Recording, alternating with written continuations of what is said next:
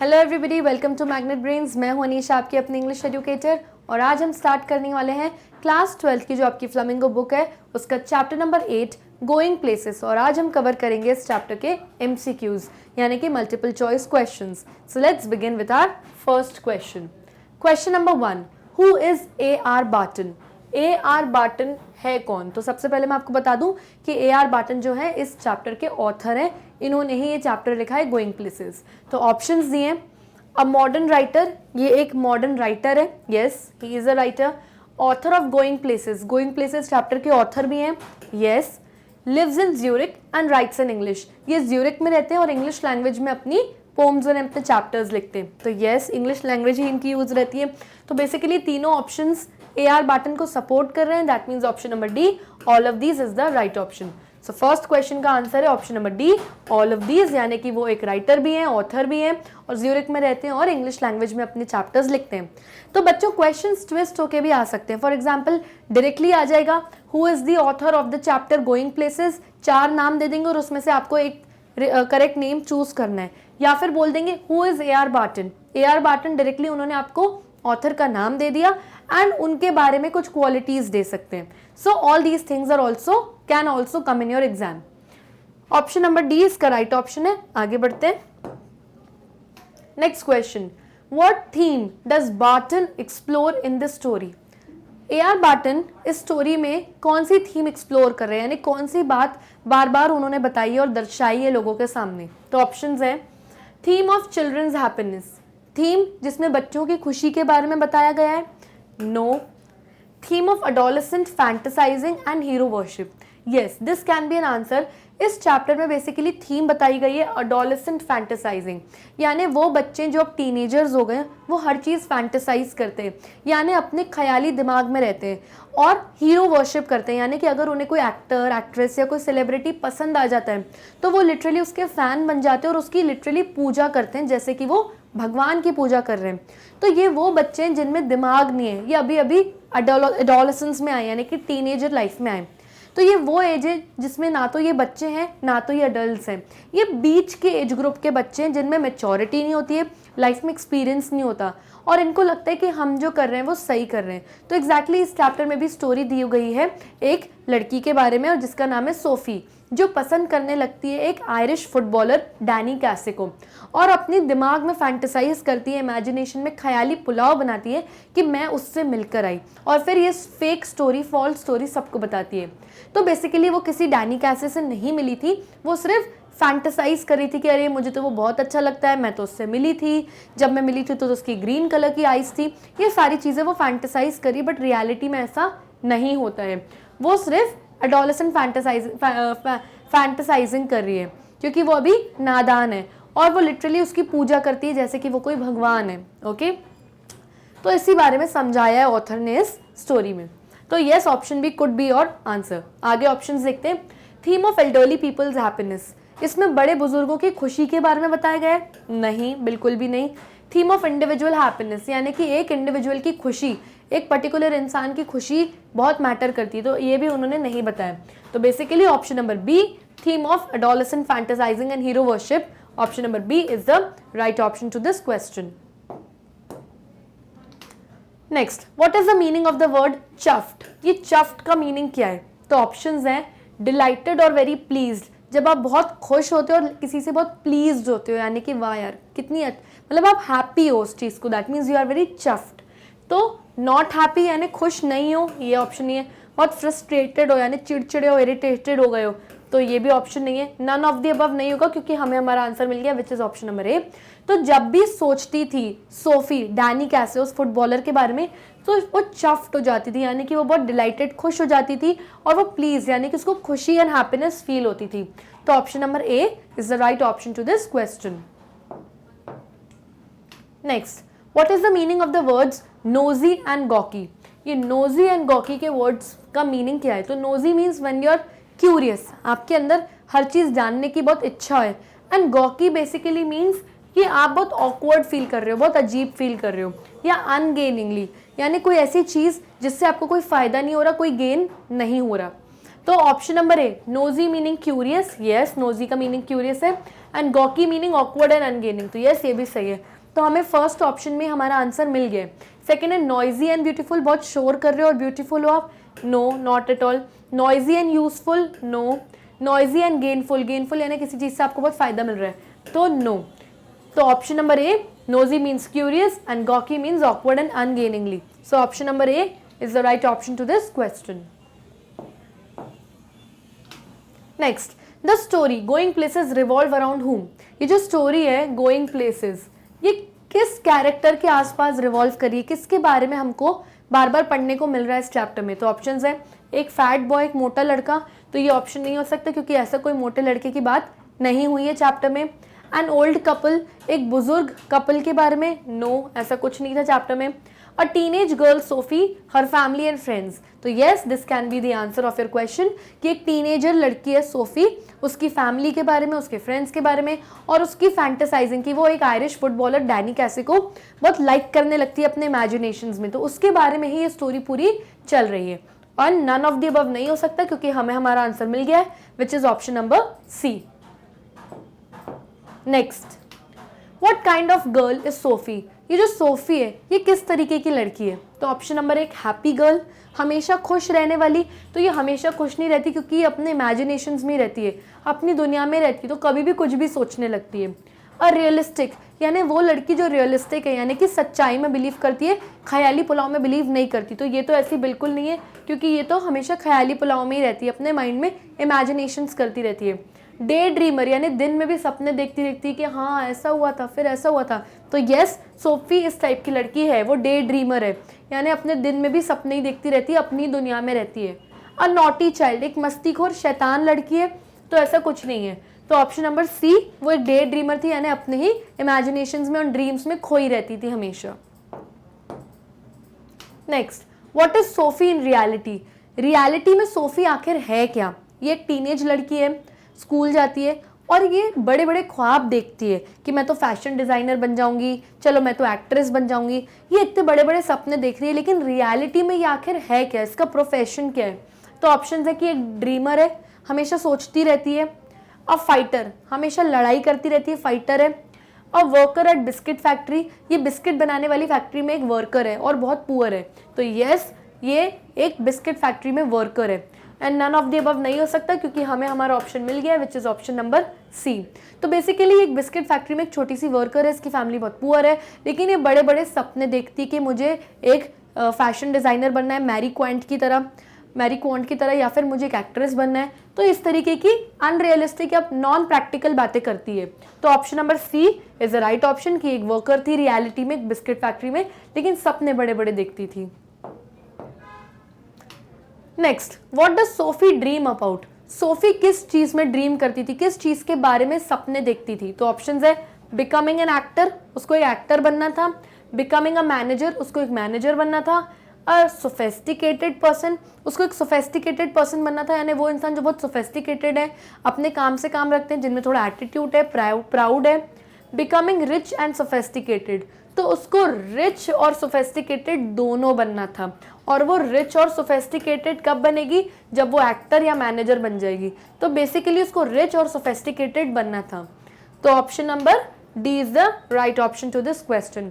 ये रियलिटी में तो बिस्किट फैक्ट्री में काम करती थी, लेकिन ऐसे सपने देखती थी कि मैं बहुत अमीर सोफेस्टिकेटेड बन जाऊंगी जब मैं एक्ट्रेस बन जाऊंगी, तो all these things. So D option is the right option. Next, what is the turning point in the story, story में टर्निंग पॉइंट क्या आता है, यानी कि स्टोरी पढ़ते पढ़ते कब हमें लगता है कि ओके स्टोरी में कुछ ट्विस्ट आया है। तो ऑप्शंस हैं, when she fights with her brother, जब वो अपने बड़े भाई जियोफ से लड़ती है तब। When her father gets angry, जब उसके फादर बहुत एंग्री हो जाते हैं, गुस्सा हो जाते हैं ये बात सुन के कि वो डैनी कैसे से मिलना चाहती है।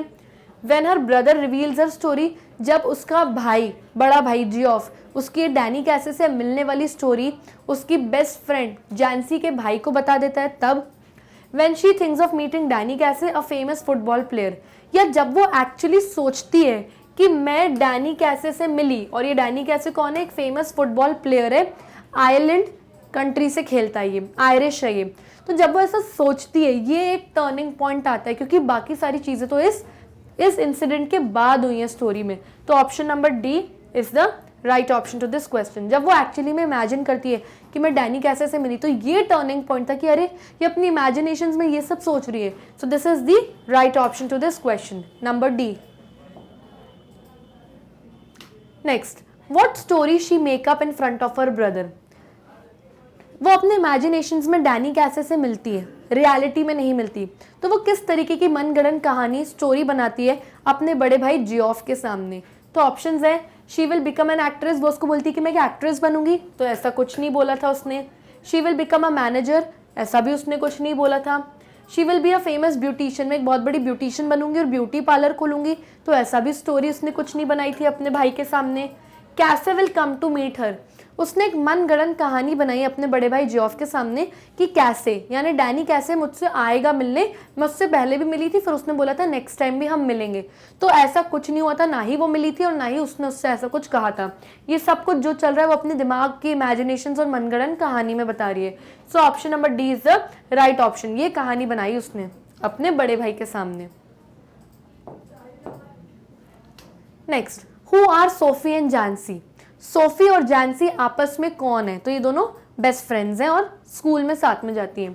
तो teenager who are friends and classmates, ये दोनों टीनेजर्स हैं जो फ्रेंड्स भी हैं और आपस में क्लासमेट्स हैं, दोनों एक ही क्लास में। तो फर्स्ट ऑप्शन में हमें हमारा आंसर मिल गया है। दे आर नेबर्स, यानी कि ये दोनों पड़ोसी हैं, नहीं पड़ोसी नहीं है, क्योंकि एक दूसरी ही लेन में ये जानसी रहती है और अलग ही लेन में सोफी रहती है, पड़ोसी नहीं है। कलीग्स, यानी एक जगह पे काम करते हैं ये लोग, तो ऐसा कुछ नहीं है, ये लोग फ्रेंड्स और क्लासमेट्स थे। एक्टर्स हैं दोनों, फिल्मों में काम करते हैं, no. So option number A is the right option to this question. Next, explain, words had to be prized out of him like stones out of a ground. एक लाइन यूज करी गई है चैप्टर में और वो line है ये,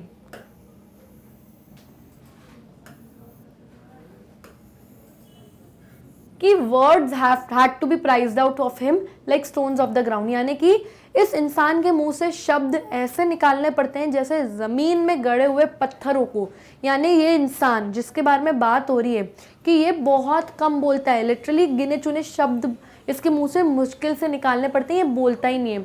इसका मतलब ये है, तो ये जो लाइन है ये यूज करी गई है सोफी के बड़े भाई जियोफ के लिए।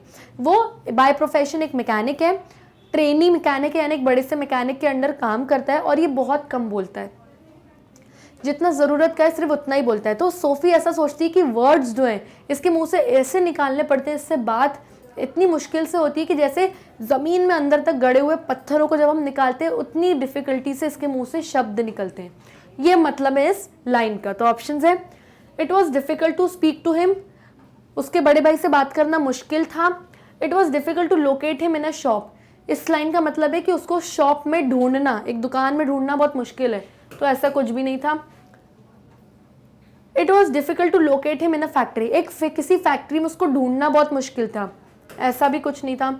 It was difficult to get information out of him, बहुत मुश्किल था उसके मुंह से इन्फॉर्मेशन या फिर कुछ शब्द निकालना, क्योंकि उसके पास बहुत सारे राज है, रहस्य है एज पर सोफी के अकॉर्डिंग, और वो अपने मुंह से कुछ नहीं निकालता। तो yes, the option can be the right option to this question, कि आप तो भले जाके उससे स्पीक करो, उससे बात करो, ठीक है, लेकिन वो आपसे उस बात का जवाब देगा, कितने शब्दों में जवाब देगा, वो जानना मुश्किल था, और आपको वो कोई अपनी इन्फॉर्मेशन, कोई अपने बारे में, पर्सनल लाइफ के बारे में आपसे डिस्कस नहीं करेगा। So option number D is the right option to this question. Next, where is Sophie lost, Sophie हमेशा कहाँ लॉस्ट रहती है, कहाँ हमेशा खोई हुई रहती है। तो ऑप्शन है इनर इमेजिनेशन, यस वो अपने इमेजिनेशन में खोई रहती है, इस पर हम डॉट लगा देते हैं कि ये हमारा आंसर हो सकता है, बट आगे के हम ऑप्शंस देखते हैं। इन हर ड्रीम्स, यस ये भी हो सकता है, वो अपने ड्रीम्स, अपने सपनों में खोई रहती है। इन हर वर्ड्स, अपने शब्दों में, नो। इन हर इमेजिनेशन, तो यस ये इमेजिनेशन चीज़ यहाँ पे आ गई, एंड ड्रीम्स, ड्रीम्स भी यहाँ पे आ गया। तो option A and option B के जो पॉइंट्स है वो ऑप्शन डी में आ रहे हैं। तो वो अपने इमेजिनेशन में और अपने ड्रीम्स में खोई रहती है। Of owning a boutique shop to become a famous fashion designer, तो बेसिकली सोफी हमेशा एक ख्याल में खोई रहती है कि मैं बहुत फेमस बन जाऊंगी, बहुत रिच बन जाऊंगी और बहुत बड़ी एक फैशन डिज़ाइनर बन जाऊंगी। किसके जैसे? मैरी क्वांट के जैसे। जैसे मैरी क्वांट एक फेमस फैशन डिज़ाइनर है, उसके जैसे ही सोफ़ी को भी बनना था। तो बस इसी ख्यालों में और इसी सपनों में हमेशा खोई रहती थी Sophie. So option number D is the right option to this question. Next, why does Jansie discourage Sophie to dream big? Jansie जो कि सोफी की फ्रेंड है, वो सोफी को हमेशा क्यों समझाती रहती है कि इतने बड़े बड़े सपने मत देखो? तो ऑप्शंस हैं, because it requires a lot of money, क्योंकि बड़े सपने देखने, आपको कुछ बड़ा बनना है तो उसके लिए बहुत सारे पैसे चाहिए। आपको अगर फैशन डिज़ाइनर भी बनना है तो आपको अपना स्टूडियो खोलना है, उसकी पढ़ाई करनी पड़ेगी और इन सब के लिए पैसे चाहिए। तो इसीलिए वो कहती थी कि हमारे पास पैसे नहीं है, हम इतनी पुअर फैमिली से बिस्किट फैक्ट्री में काम करते हैं, तुम इतने बड़े सपने मत देखो। तो यस, ऐसा समझाती थी जैंसी सोफी को। Because it is not practical, क्योंकि ये जो तुम सोच रही हो सोफी, ये प्रैक्टिकल नहीं है, ये रियलिस्टिक नहीं है, ये सब इमेजिनेशंस पे बेस्ड है। तो यस, ऐसा बोलती थी जैंसी। बिकॉज इट इज़ अनरियलिस्टिक, क्योंकि जो भी तुम सोच रही हो सोफी, ये अनरियलिस्टिक है, यानी कि रियलिटी में ऐसा पॉसिबल नहीं है। तो ऐसा भी वो बोलती थी। तो ये तीनों ऑप्शन वो बोलती थी, that means option number D, all of these is the right option. तो ऑप्शन डी करेक्ट है। ये सारी चीज़ें जैंसी सोफी को बोलती भी थी और समझाती भी थी। Next, why does she want to be an actress? Sophie को एक एक्ट्रेस क्यों बनना था? तो ऑप्शंस है, टू अर्न मनी, पैसे कमाने के लिए, टू बी फेमस, ताकि वो बहुत फेमस हो जाए, to be a fashion designer. Actress बनना था ताकि वो फैशन डिज़ाइनर बन जाए, ऐसा कुछ नहीं था। To earn a lot of money, तो ये पैसे तो उसको कमाने ही थे, तो ये ऑप्शन इसमें आ गया, तो ये ए वाला ऑप्शन नहीं हो सकता। And open a boutique to be famous, तो फेमस होना था, उसको बुटीक खोलना था, तो ऑप्शन बी भी नहीं होगा। That means answer number D हमारा आंसर है कि उसको एक्ट्रेस इसलिए बनना था ताकि उसको बहुत सारे पैसे कमाए, वो एक बुटीक खोल ले, बहुत फेमस बन जाए और एक फैशन डिजाइनर बन जाए, मैरी क्वांट की तरह। So option number D is the right option to this question. Next, why does Sophie feel choked in the house? Sophie को अपने घर में चोक्ड यानी कि इतनी घबराहट क्यों होती थी? उसको लगता था कि मैं कहीं भाग जाऊं अपने घर से, तो ऐसा क्यों फील होता था उसको अपने घर में? तो ऑप्शंस हैं, because of stove, steam and dirty dishes, क्योंकि उसके घर में जो स्टोव जलता था उसमें से बहुत स्टीम, बहुत धुआं निकलता, जिसकी वजह से बहुत सफोकेशन फील होता था उसको, और बहुत सारे डर्टी डिशेस यानी कि जूठे बर्तन इधर उधर पड़े रहते थे, तो उसको घबराहट होती थी इतनी गंदगी में। तो लगता था कि मुझे घर में घबराहट हो रही है, मैं कहीं बाहर जाऊं। वो लोग बहुत पुअर थे, 1-2 कमरे का उनका घर था, तो सब चीज़ फैली रहती थी, तो इस वजह से उसको बहुत घबराहट होती थी। तो yes, option A could be your answer. Because of foul smell, घर में बहुत स्मेल आती थी, no. Because of smoke, yes, smoke की वजह से, तो वही स्टीम में आ गया, स्टोव की स्टीम में। Because of no air, obviously जब घर में इतनी स्टीम है, इतना स्मोक फैला हुआ है और जिससे सफोकेशन हो रहा है, तो एयर तो होती नहीं थी, तो यस, ये ऑप्शन हो सकता है, लेकिन वो ए में कवर हो गया। तो option number A is the right option to this question. Next, who is Sophie's elder brother? Sophie के 2 भाई हैं, एक बड़ा भाई और एक छोटा भाई। तो बड़ा भाई जियोफ है, जो कि एक मैकेनिक ट्रेनी है, एक बड़े से मैकेनिक के अंडर काम करता है, और एक छोटा भाई है डेरिक। तो इसके ऑप्शंस के अकॉर्डिंग उसका बड़ा भाई कौन है? जियोफ और ट्रेनी मैकेनिक, यस। तो फर्स्ट ऑप्शन में हमको आंसर मिल गया कि जियोफ एक ट्रेनी मैकेनिक सोफी का भाई था। जैंसी तो उसकी बेस्ट फ्रेंड थी और वो फीमेल थी। डैनी कैसे तो एक बड़ा आयरिश फुटबॉलर था जिसको ये अपने इमेजिनेशंस में पसंद करती थी। नन ऑफ द अबव हो नहीं सकता, क्योंकि हमें हमारा आंसर मिल गया, which is option number A. Next, explain. On Saturday they made their weekly pilgrimage to the United. Chapter में एक लाइन यूज करी गई है, on Saturday they made their weekly pilgrimage to the United. इसका मतलब क्या है? यूनाइटेड क्या है? यूनाइटेड उस टीम का नाम है जिस टीम में डैनी कैसे फुटबॉल खेलता था। पिलग्रिमेज का मतलब क्या है? पिलग्रिमेज का मतलब कोई तीर्थ यात्रा, यानी कि जब आप कोई रिलीजियस ट्रैवल करने जाते हो, दैट इज अ पिलग्रिमेज, कोई तीर्थ यात्रा। ओके, तो इस लाइन का मतलब ये है कि हर सैटरडे सोफी और उसकी फैमिली यूनाइटेड टीम का मैच देखने जाते थे और डैनी कैसे को देखने जाते थे, ये फुटबॉल मैच देखने जाते थे। और ये लोग सब इतने बड़े फैंस थे कि हर सैटरडे ज़रूर ये मैच देखने जाते थे। और जैसे लोगों को तीर्थ यात्रा पे जाना इतना ज़रूरी होता है, इन लोगों के लिए भी इतना ज़रूरी होता था कि हर सैटरडे हमें ये यूनाइटेड टीम का मैच देखना है, तो मतलब देखना है। ये इस चीज़ को बिल्कुल भी मिस नहीं करते थे, और इसी लाइन का मतलब ये है। तो ऑप्शंस है, रिपेयरिंग स्टोव, इस लाइन का मतलब है कि स्टोव रिपेयर करना, आई मीन कुछ भी, कोई भी ऑप्शन दे दिया इन्होंने। रिपेयरिंग अ कार, इसका मतलब यह है कि उनको अपनी कार की मरम्मत करनी है, रिपेयर करनी है, तो ये भी नहीं हो सकता। रिपेयरिंग अ कूलर, अपने घर का कूलर रिपेयर करना इनको, इसका मतलब ये होता है, तो obviously no. Went to the united dutifully with a lot of devotion, ये लोग यूनाइटेड टीम का मैच देखने ड्यूटीफुली जाते थे कि हमारी ड्यूटी है, हमें तो देखना ही है मैच, और हर सैटरडे जाते थे विद लॉट ऑफ डिवोशन, यानी बहुत डिवोशन के साथ जाते थे कि हमें देखना ही है। क्यों? क्योंकि ये लोग बहुत बड़े फैंस थे फुटबॉल मैच के, और यूनाइटेड के लिए इसलिए क्योंकि डैनी कैसे इस टीम से खेलता था। So option number D is the right option to this question. Next, what secret did Sophie share with her brother, Sophie ने अपने बड़े भाई जियोफ के साथ क्या सीक्रेट शेयर किया था? तो ऑप्शंस है, she met Mary Quant a famous fashion designer, उसने उसको ये बताया कि मैं बहुत famous fashion designer Mary Quant से मिली, तो नहीं ऐसा कुछ नहीं था, मैरी क्वांट जैसा फैशन डिजाइनर तो उसको बनना था, पर वो ऐसा कुछ ना मिली ना ऐसा उसने कुछ इमेजिन किया।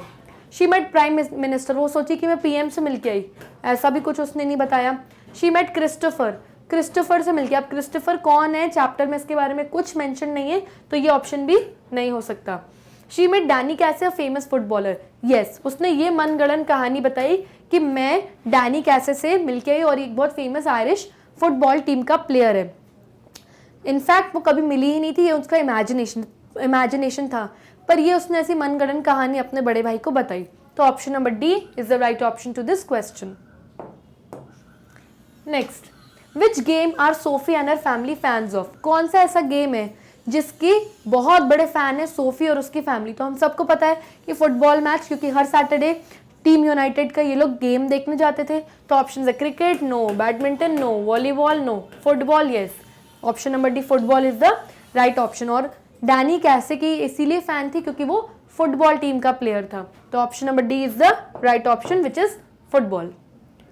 Next, why did their favourite team win in the match, Sophie और उसकी फैमिली की फेवरेट टीम थी यूनाइटेड, तो इन लोगों के अकॉर्डिंग यूनाइटेड टीम मैच क्यों जीतती थी हमेशा?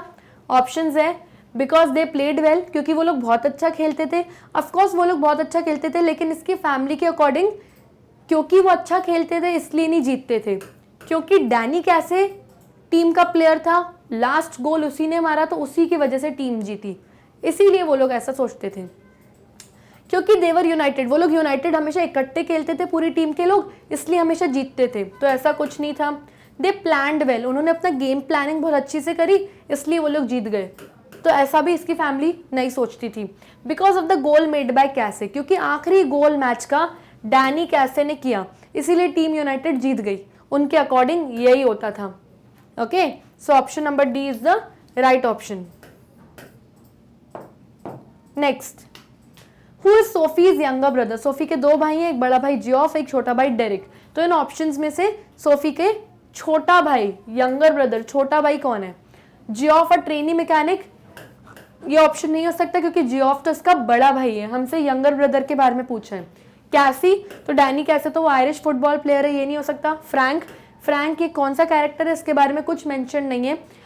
यस फ्रैंक जो था ये जैंसी, सोफी की जो फ्रेंड थी जैंसी, उसका भाई था फ्रैंक, तो ये जैंसी का भाई है, सोफी का भाई नहीं है, तो ये ऑप्शन तो हो ही नहीं सकता, तो फ्रैंक के बारे में है मेंशन। डेरिक, यस डेरिक उसका छोटा भाई था सोफी का, तो option number D is the right option to this question. Next, why does Sophie get angry with her brother, Sophie अपने बड़े भाई जियोफ से क्यों बहुत गुस्सा हो गई? तो वो इसीलिए गुस्सा हो गई क्योंकि सोफी ने उसको अपना सीक्रेट बताया था कि वो डैनी कैसे से मिलकर आई है और अब एक बार और फिर से मिलने वाली है, और ये सीक्रेट डेरिक ये सीक्रेट जियोफ ने किसको बता दिया? जियोफ ने बता दिया सोफी की फ्रेंड के भाई को, जो कि उसका भाई था, जो कि उसका फ्रेंड था, तो इसीलिए वो बहुत ज्यादा गुस्सा हो गई। तो ऑप्शंस है, because he revealed her secret to Jansie's brother, yes first option में हमें आंसर मिल गया, वो इसीलिए गुस्सा थी क्योंकि सोफी का जो भाई था जियोफ, उसने सोफी के सीक्रेट को जैंसी के भाई को बता दिया क्योंकि जैंसी का भाई सोफी के भाई का फ्रेंड था, तो यस हमें फर्स्ट ऑप्शन में आंसर मिल गया। He doesn't speak to her, क्योंकि वो उससे बात ही नहीं करता, इसीलिए वो गुस्सा है कि भाई तुम मुझसे बात क्यों नहीं करते, तो ऐसा कुछ नहीं है, थोड़ा बहुत तो बात करता ही था अपनी बहन से। बिकॉज ऑफ हिज साइलेंस, क्योंकि सोफी का भाई हमेशा शांत रहता था इसलिए सोफी उससे एंग्री हो गई, ऐसा कुछ नहीं था। नन ऑफ द अबव हो नहीं सकता क्योंकि हमें हमारा आंसर मिल गया which is option number A. Next, where does Sophie visit to meet Casey in her imagination? Sophie अपनी इमेजिनेशन में कैसे से मिलने कहाँ गई? रियलिटी में तो मिली नहीं, अपनी इमेजिनेशन में मिली, तो कहाँ गई? ऑप्शंस है, एक फुटबॉल ग्राउंड पे गई थी, नो। इन द मैच, एक मैच देखने के दौरान गई थी उससे मिलने, नो। इन अ होटल, एक होटल में गई, no. A secret place near canal, yes this is the option. Canal यानी कि ऐसे रिवर और बीच में से रिवर होती है और दोनों साइड जो होता है शहर होता है, सिटी और बिल्डिंग्स होती हैं, उस जगह को आप कैनाल कहते हो। तो यस, एक सीक्रेट प्लेस थी कैनाल के पास में, वहाँ सोफी अपनी इमेजिनेशंस में डैनी कैसे से मिलने गई और ये वही जगह है जहाँ वो अपने बचपन में चाइल्डहुड डेज में खेलने भी जाती थी। और वो वहाँ गई, बैठी रह गई, कोई आया ही नहीं क्योंकि ये सब तो उसकी इमेजिनेशंस में था और वो थोड़ा सा दुखी हो गई। So option number D is the right option to this question. Next, what are the advantages and disadvantages of fantasizing? Fantasizing क्या होता है? जब इमेच्योर बच्चे जिनमें कोई एक्सपीरियंस नहीं होता वो हर चीज़ फैंटेसाइज करते हैं, यानी कि हर चीज़ इमेजिन करते हैं और यकीन मानने लगते हैं कि ये चीज़ सही है जबकि वो सही नहीं होती। तो ये फैंटेसाइजिंग करने के, ख्याली पुलाव बनाने के कुछ एडवांटेजेस भी होते हैं और कुछ डिसएडवांटेजेस होते हैं। तो हमें एडवांटेजेस एंड डिसएडवांटेजेस दोनों बताने। ऑप्शंस है, हेल्प्स इन ड्रीमिंग बिग, हमको बड़ा सोचने में और बड़े ख्याल, बड़े सपने देखने में फैंटेसाइजिंग हेल्प करता है कि ओके मैं तो एक्ट्रेस बन जाऊंगी। अब एक्ट्रेस बनने के लिए it will take lot of money, lot of face. अगर मेरी अच्छी शक्ल ही नहीं तो how will I become actress? आजकल तो बिना अच्छी शक्ल वाले भी एक्ट्रेस बन जाते, बट रियलिस्टिक नहीं है ये, तो ये ऑप्शन नहीं है। हेल्प्स इन अचीविंग बिग, जब आप बड़ा फैंटेसाइज करते हो तो आप अचीव भी कर लेते हो बड़ा, ऐसा वो सोचते हैं।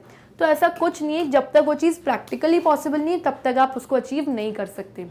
डेवलप्स क्रिएटिव इमेजिनेशन, ये एडवांटेज है कि क्रिएटिव इमेजिनेशन होती है। जब आप कोई चीज़ फैंटेसाइज करते हो तो आप कुछ भी फैंटेसाइज कर सकते हो, आपके दिमाग में तो आप कुछ भी सोच सकते हो, तो आप बहुत क्रिएटिव बनते हो क्योंकि आपके दिमाग में क्या विचार आ रहे हैं, क्या थॉट्स आ रहे हैं, वो क्रिएटिव भी हो सकते हैं बहुत। तो ये एक एडवांटेज है। And disadvantage is that it makes people self obsessed. इस चीज़ का डिसएडवांटेज ये है कि लोग इसमें सेल्फ ऑब्सेस्ड हो जाते हैं, यानी कि अपने ही बारे में सोचते हैं, अपने ही ख्यालों में रहते हैं, प्रैक्टिकल चीज़ों के बारे में सोचते ही नहीं है, अनरियलिस्टिक चीज़ों के बारे में हमेशा सिर्फ सोचते ही रहते हैं और सेल्फ ऑब्सेस्ड बन जाते हैं। तो yes, this can be an option जिसमें एडवांटेज एंड डिसएडवांटेज दोनों दिए है। नन ऑफ दीज हो नहीं सकता क्योंकि हमें हमारा आंसर मिल गया which is option number C. Next, what kind of person is Sophie's father? Sophie के जो फादर है वो किस तरीके के पर्सन है? ऑप्शंस है, अ काइंड हार्टेड, बहुत काइंड हार्टेड है, दिल बहुत अच्छा है उनका, काइंड है ऐसा तो कुछ नहीं है। अ लविंग एंड केयरिंग, बहुत अपने बच्चों को प्यार करते हैं, केयर करते हैं, ऐसा कुछ नहीं है क्योंकि वो बहुत गुस्से में ही रहते हैं all time. A hard core realistic, hard core realistic मतलब वो इंसान जो बहुत ज़्यादा रियलिटी में बिलीव करता है, सपनों की दुनिया में और इमेजिनेशंस की दुनिया में बिलीव नहीं करता, और तभी वो सोफी पे गुस्सा होते हैं। तो yes, we can say that कि वो बहुत हार्ड कोर रियलिस्टिक इंसान थे। केयर फ्री, यानी उनको किसी की कोई चिंता नहीं, कोई फिक्र नहीं। हम ऐसा बिल्कुल नहीं कह सकते कि वो केयर फ्री है, क्यों? क्योंकि वो पूरे दिन भर बहुत मेहनत करते हैं, पैसा कमा के लाते हैं अपनी फैमिली और बच्चों के लिए, तो वो केयर फ्री तो बिल्कुल नहीं थे। सो आंसर जो बिल्कुल सही जा रहा है इसके साथ वो आपका जा रहा है ऑप्शन नंबर सी, कि वो बहुत हार्ड कोर रियलिस्टिक इंसान थे, and that is the option to this question. Next, which country did Danny Casey play for? Danny Casey कौन सी कंट्री के लिए खेलता था? तो वो एक आयरिश फुटबॉल प्लेयर था, दैट मीन्स आयरलैंड कंट्री के लिए खेलता था। तो ऑप्शन है Netherland, no, New Zealand, no, Switzerland, no, Ireland, yes. तो as per the chapter Danny कैसे आयरलैंड कंट्री के लिए, टीम के लिए खेलता था। So option number D is the right option to this question. Next, why does Sophie feel jealous of her brother? Sophie अपने बड़े भाई जियोफ से हमेशा जेलस क्यों फील करती थी? Option number A, because he keeps silent, क्योंकि वो हमेशा शांत रहता था इसलिए सोफी उससे जेलस फील करती थी। नो, ये तो उसकी आदत ही थी, ये तो उसका नेचर ही था शांत रहना।